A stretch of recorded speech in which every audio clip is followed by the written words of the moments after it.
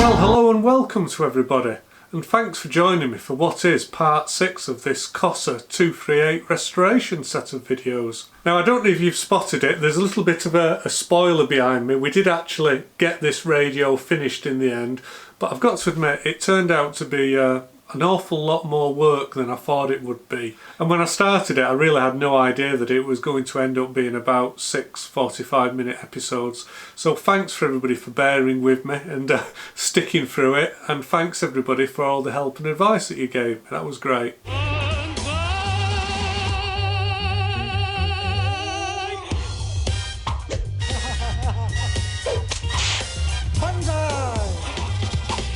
Well, in episode 5 I set you all a little bit of a quiz challenge, didn't I? I wanted to know how many windings were on our interstage transformer. So what I was looking for was a total number of turns, and that number was 15,550. Now, I have to say most of you did very well, but there could only be one winner, and that's Mr. Racing Demon, who actually predicted 15,000 turns, so he was the closest. It seems like a lot of you were predicting around 17,000, so I think you all did very well. Well done. Well, I think it's only fair that I warn you that episode 6 is a little bit of a long episode, so if I were you, I'd give the dog a bone, make yourselves a cup of tea and strap yourselves in for the duration. Okay, let's get on with it.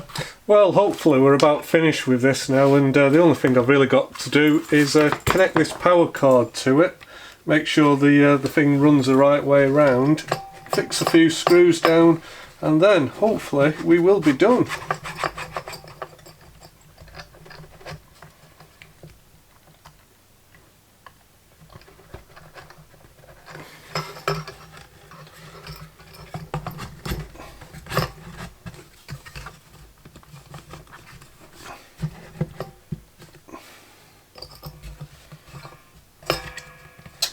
Okay, I better check which way around this motor's running, so let me get the other part of it.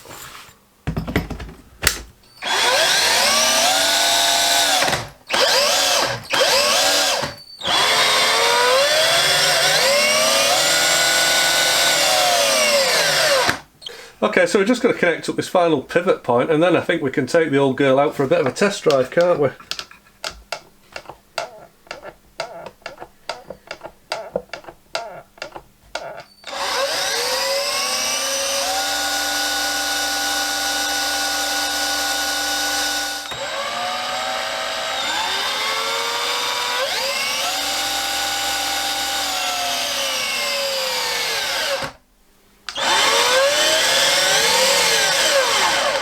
So finally it looks like we're ready to wind our auto transformer, but before we do that we need to find some wire.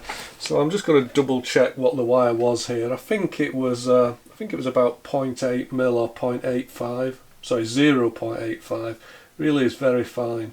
I think this wire is somewhere between about 0.75 and 0.8, so it's in that ballpark. So we need some wire. So of course I have gone ahead and I've bought some wire. And then I bought some more, and then I bought some more again. Now, if you're wondering why I've actually got this collection of wire now, it's very simple. It's because when they actually give you the wire size, or when I measured the wire size, I was actually measuring it to the outside of the enamel coating, the varnish on the winding. Now, of course, when they actually specify wire, they actually specify the core diameter. So there's a difference between what you measure on the outside and the actual bare wire itself, because they specify the bare wire diameter. And of course what they don't seem to tell you is what the thickness of the varnish is on the wire. So I ended up buying what I thought was the correct size, which would have been about 0.8. That turned out to be far too big. I bought a couple of other sizes, but we've actually ended up with 0.071. So if you actually measure this 0.071 wire, it actually comes out with about 0.08 in diameter, which is actually what we need. We went ahead and we bought 3 lots of wire, and but we got there eventually. And of course that does make it all quite expensive, because each of these reels of wire is about £12 each. But hopefully we'll find a use for those other wires on some other project in the future. It's useful to have, isn't it? And for those of you playing along at home, here's a close look at the wire. Now, you're probably not really going to be able to see it. It's probably thinner than a human hair, that. It really is very thin. And it's got a label on it. So we bought it from Brocott's. It was Brocott Limited. and it's 0.071 millimeters, and this reel is 250 grams, and I think I said this was about £12. So the diameter of this wire is very thin, it's 0.071 millimeters, and because it's so thin it takes almost no force whatsoever to break it. If you actually even handle this roughly, it just snaps. And as I said earlier, this reel of wire is about 250 grams. It won't even support its own weight, so if I try to pick up this 250 gram reel with the wire, it will snap it. And that does create some problems when we try to unwind it, because you've got to remember this this reel, when we start winding the wire off it, well, the reel wants to remain at rest. We've got the old bit of Newton going on, we've got some inertia, and if we actually just take up the slack too quickly, the inertia of the reel will just snap the wire. The other problem is it needs to be supported very, very freely, because again, any kind of friction in the wire feed mechanism that we're going to use, it's just going to end up snapping the wire, because this drill is obviously quite capable of producing a lot of torque, and it will snap this wire as soon as look at it. So we've got to make sure that the feeder mechanism to feed the wire from the reel onto our new bobbin, it's got to be as free moving and with as little friction as possible. So we need to make something to support this reel.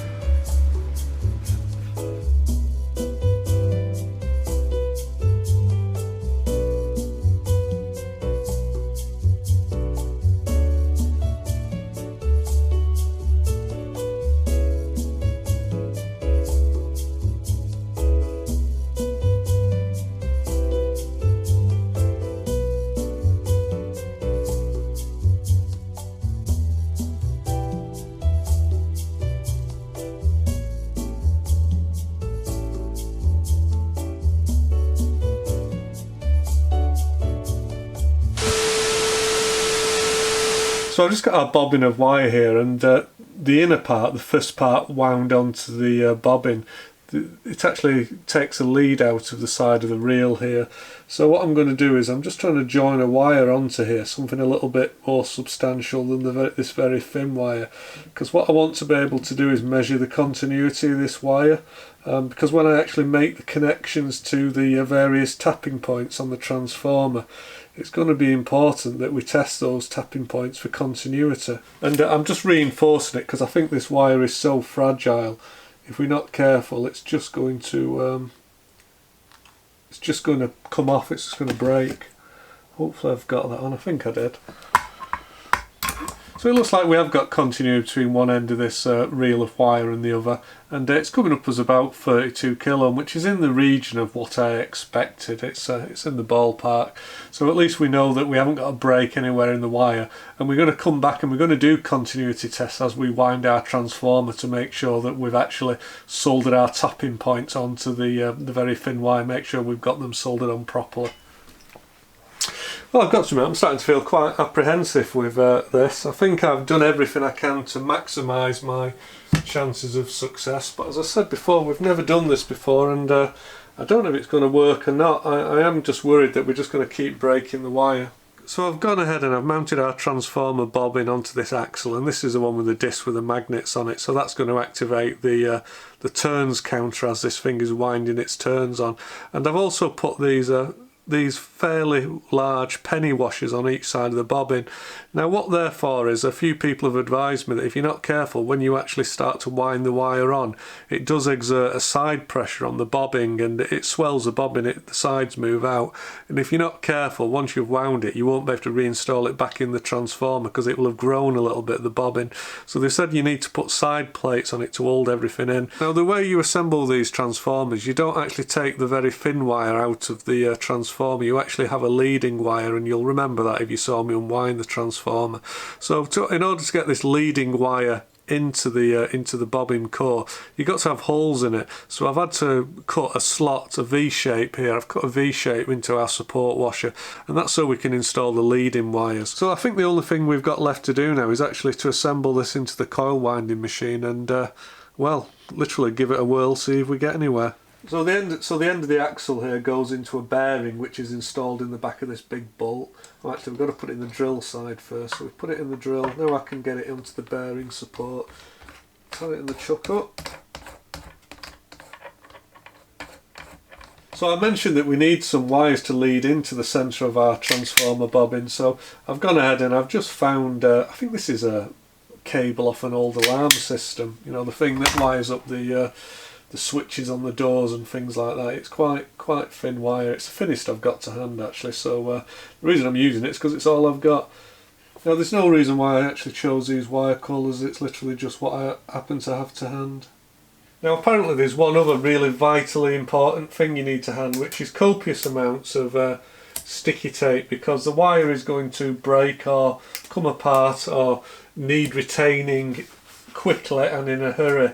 Because I am told that this this process tends to be rather problematic. So people have said, put some Kapton tape and hand, I guess any kind of tape, so that if you break the wire you can actually secure one end of it and stop it floating away and all unravelling across the desk. So I'm going to go ahead and I'm putting these horrible yellow gloves on, and the reason that I'm putting the gloves on is because I don't want any sweat or anything from my hands getting onto the wire, which may cause it to fail in another 100 years time, so we can't have that, can we? So I've just released some of our thin wire here. Kind of wondered if my reel is a little bit too free moving. I'm just going to wind a little bit of wire off it to make sure we've got a nice, good, clean, fresh piece. And I'm going to break that there.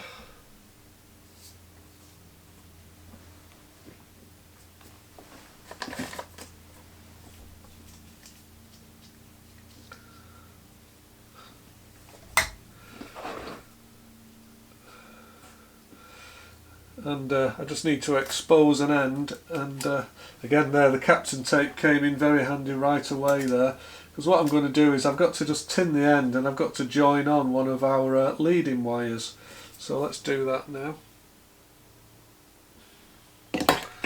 So hopefully that's made a connection, and we're now going to use our meter to actually bell out between this connection that we've just made and the end of the reel, and we should have about 32 kilo ohms, shouldn't we, if all is good. And there's our 32 kilo ohms, so we know we've got a good connection to the end of our wire here.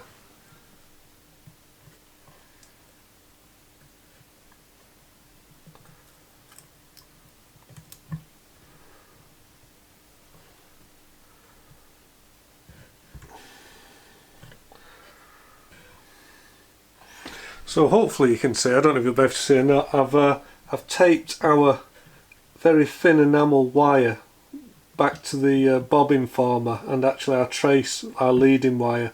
These are all taped down using Kapton. So in theory I can press the pedal and put a few turns on here now to try to start to wind this in.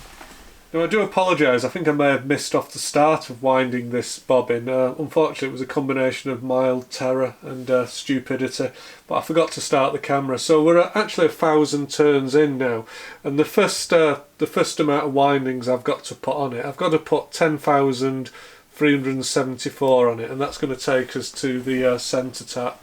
It seems like the hardest part of this is actually getting started, because as I said, there's so much inertia in the reel that if you're not careful you start off a bit quickly and you can very easily snap the wire. And I'm actually holding the wire in a piece of rag here, and the rag is just so I don't get my my jammy fingers on it, and also it can just slip through the rag material without digging into my fingers, because it is very narrow. So the key to it is trying to start off very slowly, and that's not really very easy.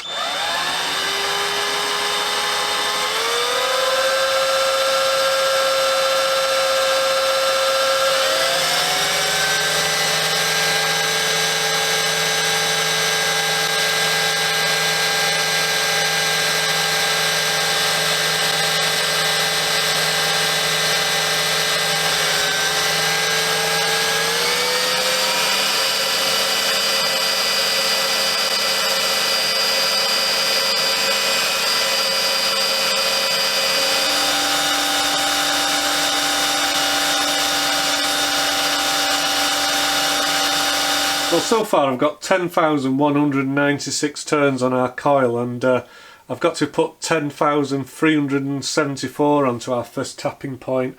It seems to be the starting and stopping that's really hard, and part of it is because this reel that the wire is stored on, it's almost a bit too free moving, and it has a habit of feeding too much wire out, and then you've got to very carefully gather it up.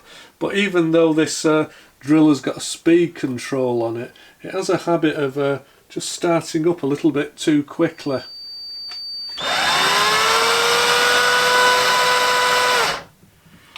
Okay, 380, so I put a bit much on there, but that doesn't matter. So what we're going to do is we're going to secure that winding, and then we're going to put our centre tap on. So I'm going to secure it again using a bit more Kapton tape.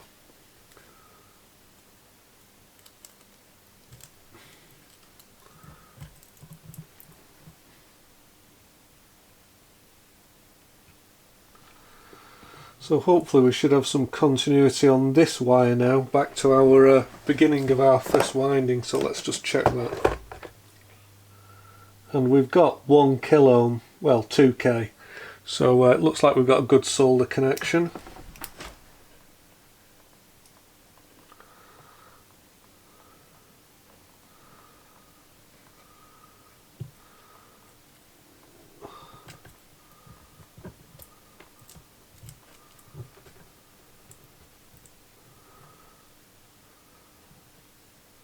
So we've got our last 5,176 windings to go, so let's get them banged on, and then hopefully we can call it done.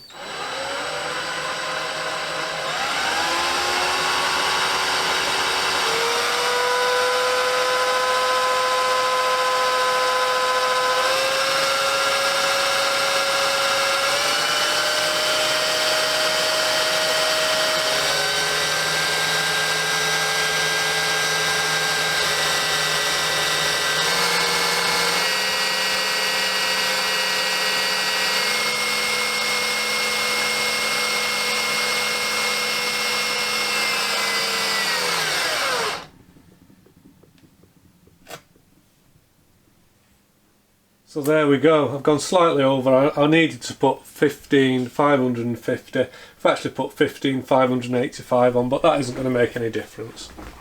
Well, it does look like the last bit of Kapton tape that I'm putting on here, I have made it a little bit messy, unfortunately, but c'est la vie.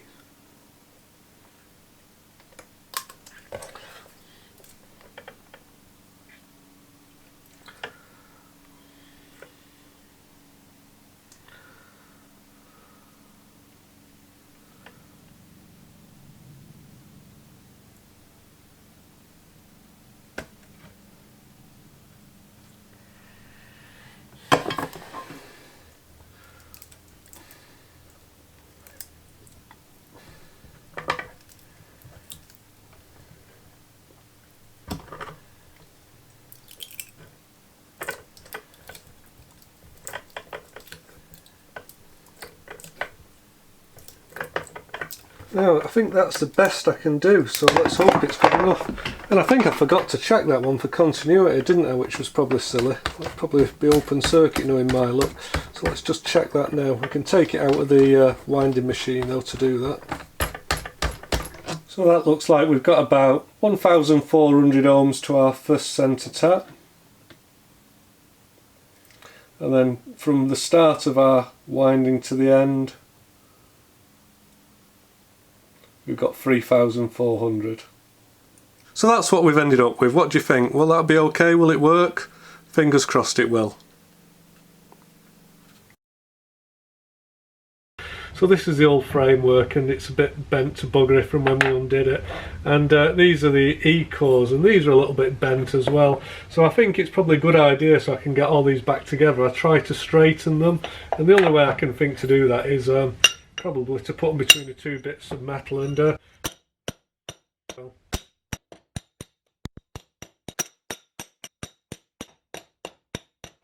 I've got no idea whether or not there's any art to this. All I'm going to do is I'm going to try and get all these cores back into here. Hopefully I'll be able to do that.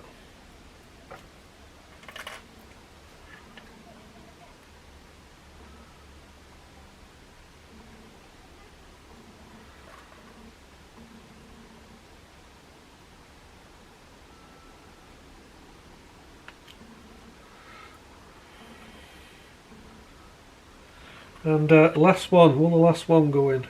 Come on, you're feeling lucky.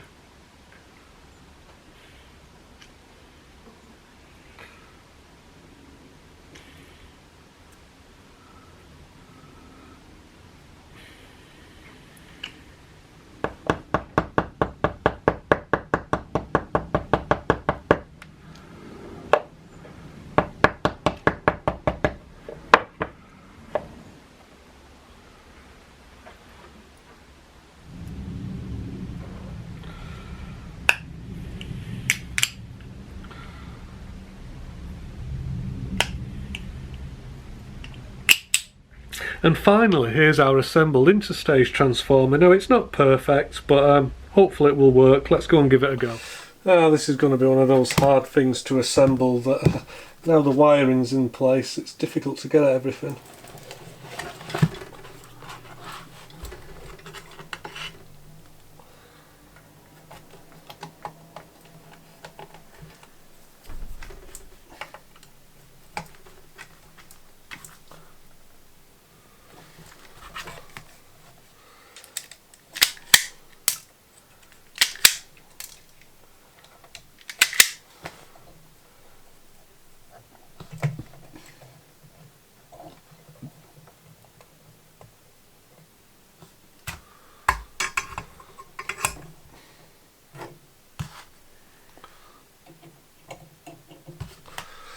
Now finally just got to put the coupling capacitor on and then we've done.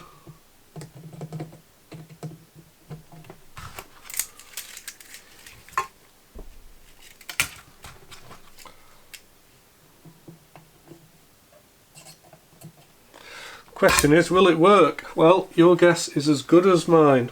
So here's transformer T1, which is the interstage coupling transformer, which connects the output from the detector valve into the output of our final drive, which is this pento valve here, V5. So you can see at one side of the transformer we've got our minus 4.5 volt grid bias, that comes in at one side, and then on the centre tap we've actually got the detector from the previous stage, and then we've got the control grid of V5 connected to the long part of the winding. So that's what we've gone ahead and replaced. And if you remember, what actually kicked this off is that we didn't have any grid bias at the input of our V5 valve here. So let's just check we've got that now. So here's our grid bias input, minus 4.8. Here's the centre tap, so it carries through to there, and finally we'll just trace it through.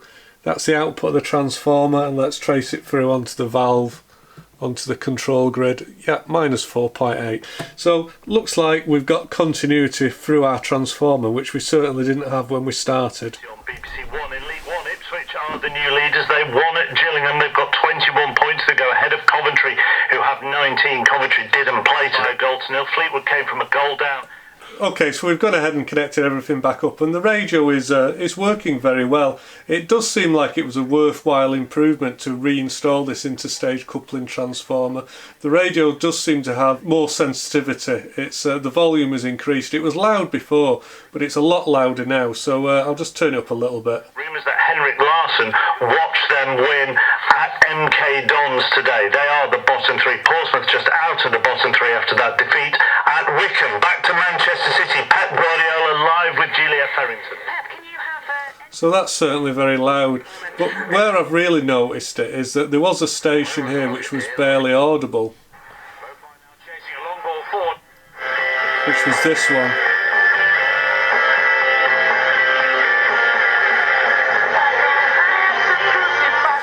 So originally this station had hardly any volume at all. You could barely hear it in the background, and you had to fiddle with the reaction and tune it in really finely. But now that station is coming absolutely booming in. Definitely was a worthwhile fix that. I'm glad I went ahead and did it, and well, I think I've learned something, and hopefully so have you. So that was great fun, wasn't it?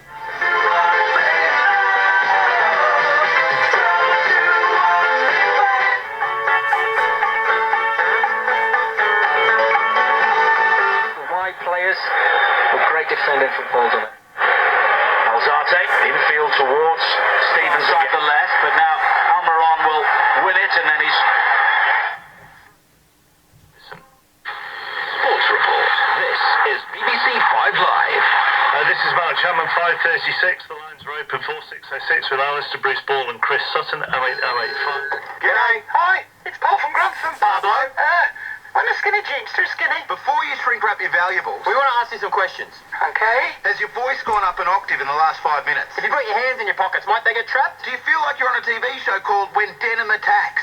I do feel a bit like that. You're wearing them now, aren't you, Pablo? So I don't even remember this, but this is the old bezel that we removed from the tuning dial, and it's painted kind of a brown colour. It's quite a dark brown, almost black, but it's very badly pitted. It's as though this is made out of, I don't know if it's some kind of cast zinc or some kind of monkey metal you might call it. I'm going to go for something like cast zinc. I don't think it's aluminium. It feels a bit hard, but it's kind of reacted with the air, and it's corroded, and the paint is flaking off. But it's also very rough because underneath the paint it's a little bit corroded. So I'm sure the correct way to do this is probably to rub it down and then spray it with a special metal primer which will etch into it. But unfortunately I haven't got any of that. So all I'm going to do today is I'm going to rub it down to try and get it as smooth as we can. And I'm just going to give it a couple of coats of normal car paint.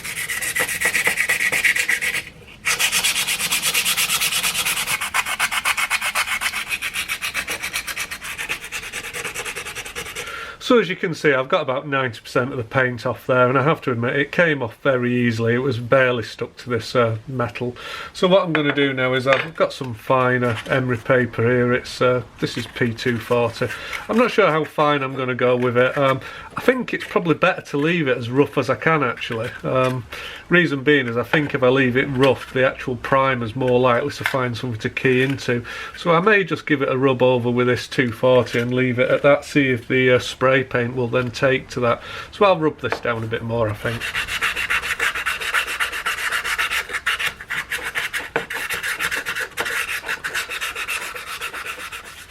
And the reason I've put gloves on isn't really because of the chemical, it's just because I don't want to get grease from my fingers back onto this metal once I've cleaned it, because I want to give the paint the best chance I can of it actually sticking to this stuff.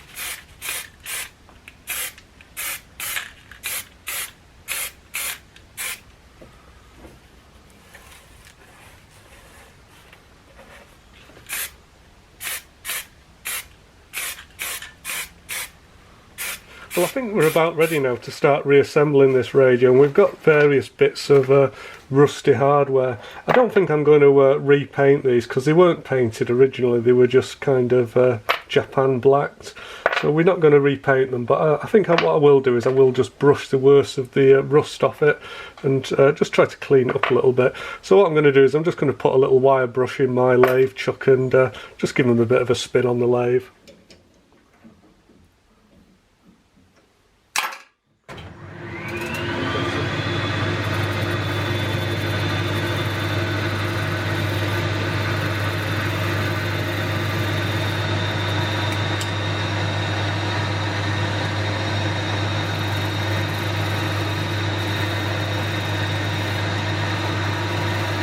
So these have cleaned up quite nicely, so what I'll probably do with these is I'll just get a black marker pen, or maybe even some of that black instant shoe polish, and put some of that on it, and it'll just black them and it'll make them look nice again. So we also got some of these little screws, which unfortunately they're quite hard to hold these, although you can make a little jig to hold them, but I'm just going to grab them with a pair of long nose pincers. I'm just going to delicately just give them a little brush.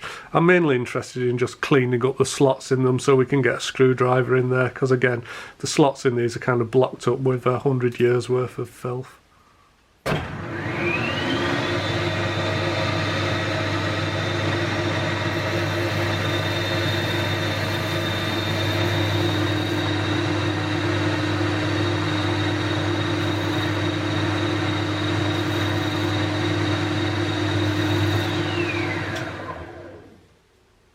Now I'm quite prepared to believe that this is really just gilding the lily, and nobody's going to see this, but I'm going to know it's there. So these are the little touches that I just like to do.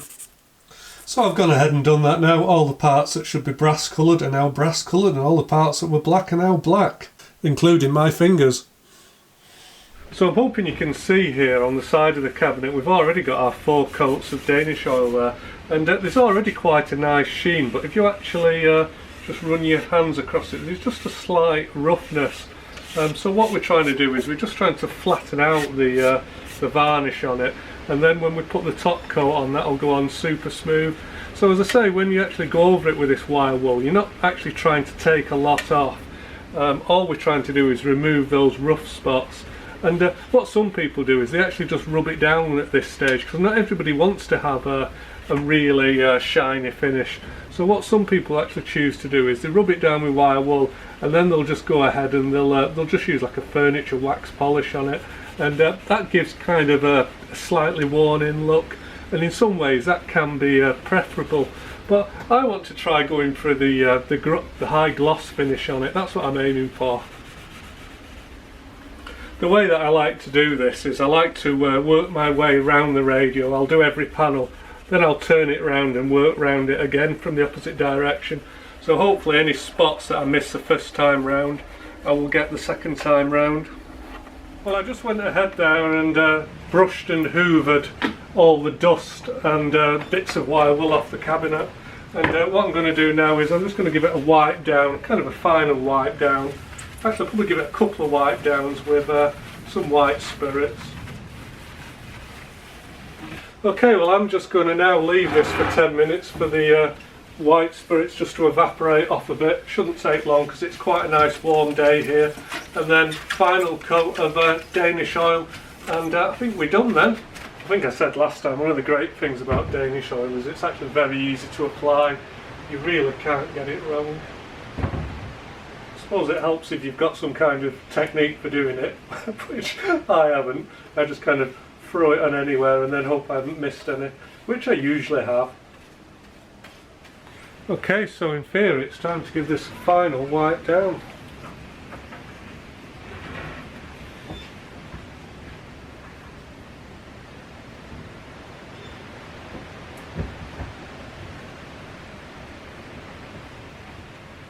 And you do want to give it a good wipe, because if you don't, you'll leave a thick coating on it. One, that'll take a long time to dry, and two, while it is drying, it'll be sticky and it'll detract all the dust. But I think that is going to look really good when it's dry. I think that should be great.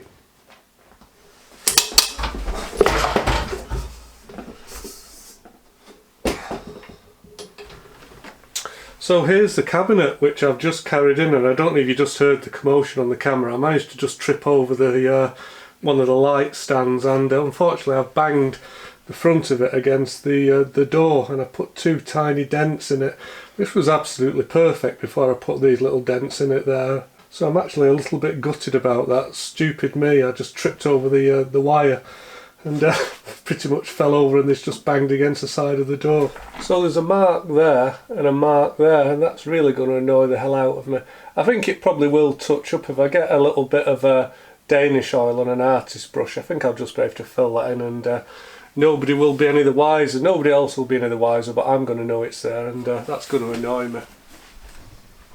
I think this pattern on top has come out really well, hasn't it? I'm hoping that that shows up on camera. Absolutely beautiful, isn't it?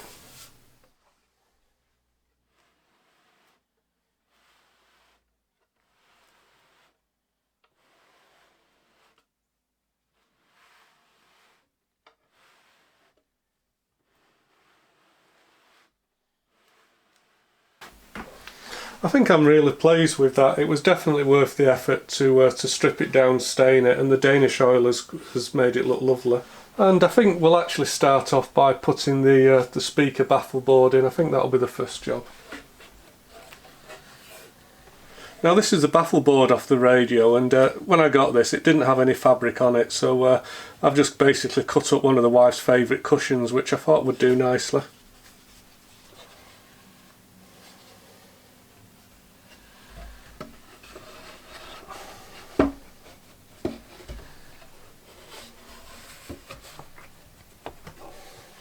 And hopefully these screws are going to be the right length and they're not going to come through the front of the radio. I'm afraid that's the sort of thing I would probably do. There's not a lot of engagement on these screws, so I'm not screwing them in too tightly, because I think if I do that, all it'll do is it'll just rip the wood away.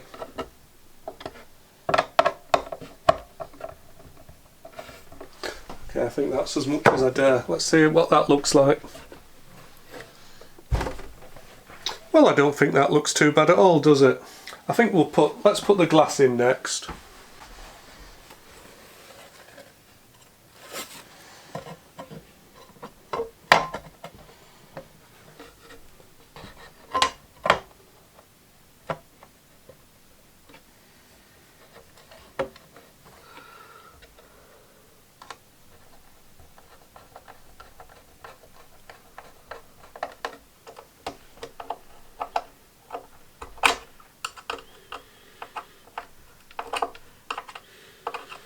So it feels like I'm encountering some problems here. I'm tightening the screws up, but they don't actually seem to be grabbing. I think that some of these wooden holes are already kind of worn out. So I might have to move some of these. The screws are very short, and got to be very careful that we don't again over tighten them and rip them out the wood. Okay, I think the problem is there's not enough packing, so I need to put more foam packing under these. There's not enough, so I'm going to have to come back and have another go at that. So I went ahead and I found some of this tubular foam rubber, and it's a bit thicker than the foam I had on before, so I'm hoping that this is going to be wide enough just to fill the gap and provide a little bit of compression against the glass. Okay, so we've got the glass in, and that's supported on pieces of foam rubber, so hopefully the glass shouldn't crack. I'm not sure if this is the original glass, because it doesn't really seem to fit very well. So here's the bezel that we cleaned up earlier that just goes on here, and it surrounds the tuning display. I think it'd be nice to put some brass screws in here at some point. I think they'd make a nice highlight, but I don't have any at the moment, so we're just going to have to put in what I've got, I'm afraid.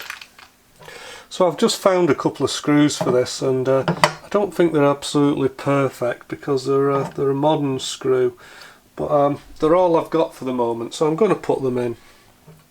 What I think we might do is I might try spraying them brown, but I just wanted to see if they would fit first before I did that.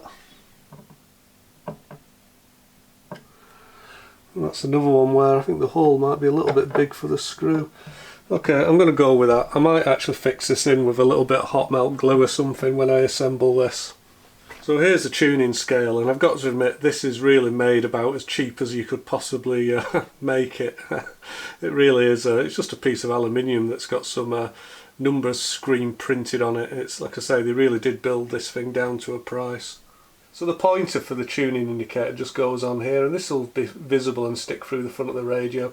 And I've just noticed it's pretty grubby looking, so I think it'd be a good idea just to get some wire wool and clean that up a little bit. So I think I'll do that now. I've got some of this foam which has got a abrasive on it, so I think I'm going to give it a clean using that. It usually seems to do a pretty good job.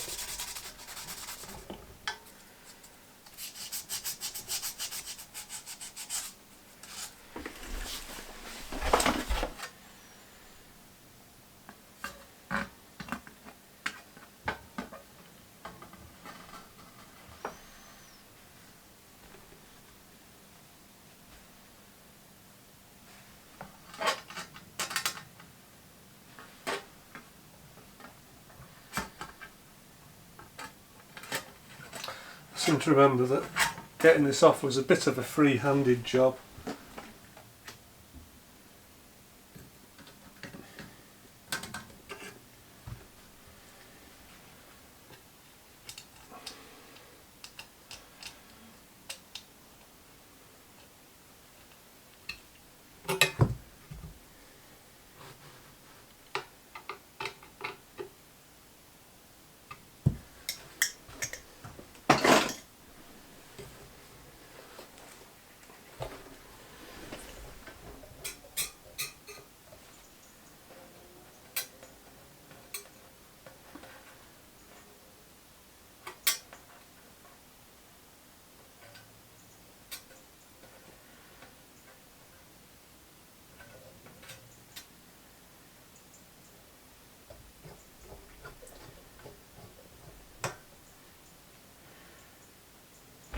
I'm not going to worry too much about what this is pointing at. None of these stations exist anyway anymore. Just going to try and get it equal between the two end points.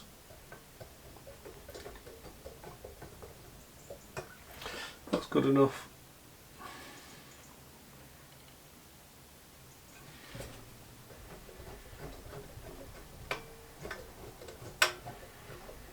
Right, so let's give this a try inside the cabinet. Okay, we've got to take it that way in.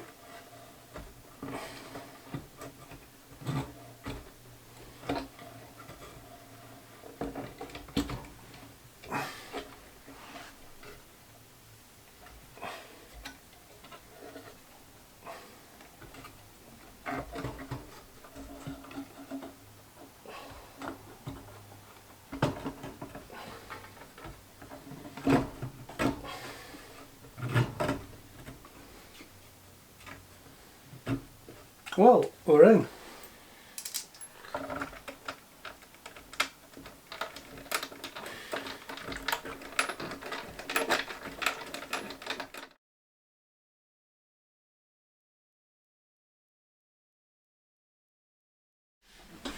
Well, I think it's time to install our knobs because it's just a nice job to do. It always feels like the radio starts to come alive when you get the knobs on it.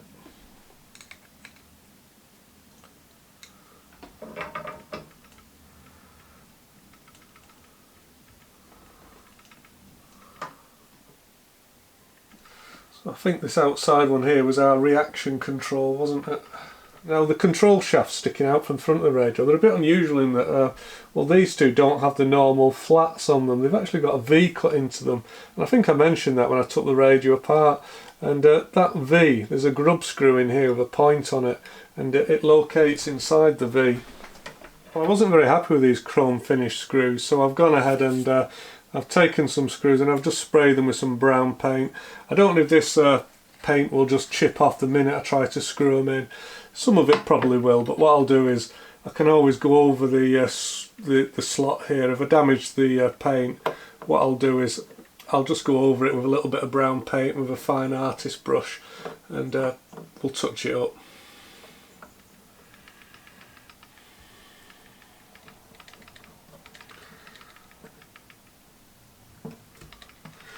I think that looks better. Right, let's go ahead and reinstall the speaker, and it uses these metal kind of clamps to hold everything down.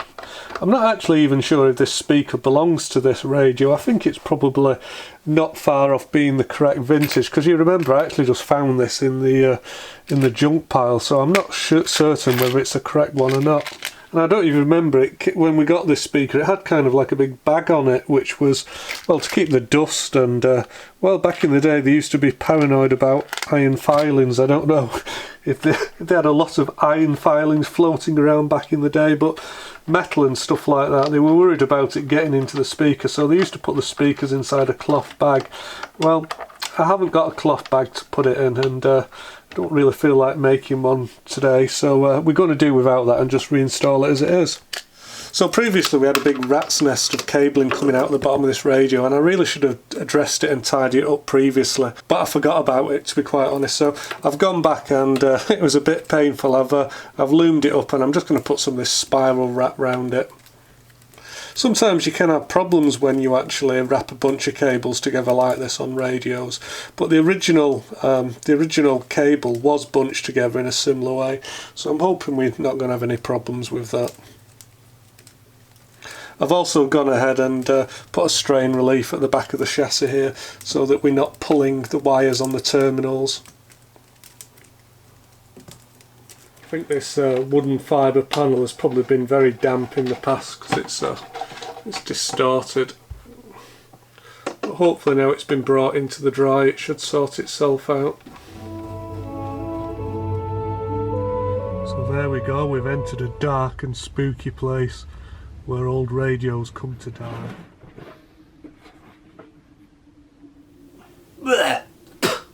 I hate Turkish Delight. When I actually did buy this, it was in such a poor state. It wasn't the kind of thing that you would ever consider restoring. I mean, it's got a few things which are not in its favour, which make it not that desirable, and probably the most important one is that it's a battery set, and let's face it, batteries are a pain in the arse.